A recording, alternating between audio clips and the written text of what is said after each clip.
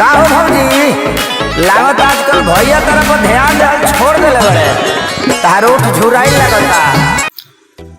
Trending star नाम तो सुना होगा ना। चलिए दोस्तों बात करते हैं जो आज उनका जो गाना है गेहूं दम आवेला, काफी बेहतरीन सॉन्ग है। इसमें गाए हमारे ट्रेंडिंग स्टार भैया जी और अनुपमा यादव जी। अब बात कर लेते हैं डिटेल में, कितना व्यू मिला, कितना लाइक मिला, कितना कमेंट मिला। आपको जो है वीडियो में बना रहना है, वीडियो अच्छी लगी तो लाइक करना है, कमेंट करना है और जो है चैनल को सब्सक्राइब करना है। अब बात कर लेते हैं व्यू का, तो 6 घंटे में जो है 5,30,000 का जो है व्यू जो है क्रॉस कर गया है। 87,000 जो है अब तक इसका जो है लाइक मिला है, 87,000। 11,000 जो है अब तक जो है इसका जो है कमेंट मिला है। तो कहीं ना कहीं एक अच्छी संदेश है। और जो है इसका जो है थोड़ा जो है रफ्तार जो है धीमा है। मान के चलिए 80% जो है 80% जो है रफ्तार से भाग रहा है। 100% रहता ना पूरा करता मजा आता, क्योंकि हाँ शाम तक जो है इसका जो है हो सकता है जो है कुछ जो है परिवर्तन हो सकता है।